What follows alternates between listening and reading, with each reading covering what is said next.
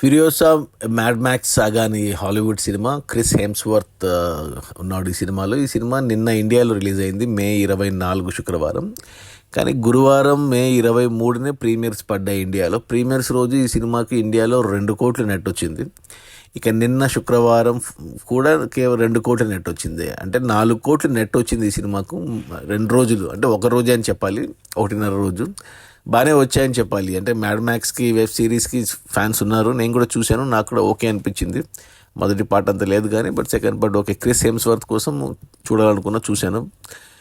ఇక ఈ cinema budget మనకు తెలిసిందే. అంటే ఇది $168 మిలియన్ తీశారు. అంటే మన కరెన్సీలో 1396 కోట్ల బడ్జెట్ ఈ సినిమా.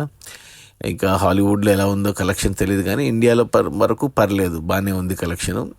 మొదటి అంటే శుక్రవారం 2 కోట్లు, ప్రీమియర్స్ గురువారం 2 కోట్లు. సో మొత్తంగా చూసుకుంటే 2 రోజులు కాదు, ఒక రోజుకి మొదటి రోజు కలెక్షన్స్ 4 కోట్లని చెప్పాలి ఈ సినిమాకి నెట్. సో చూడాలి మరి ఎంత వస్తాయి ఈ శనివారం ఆదివారంలో. Okay, bye.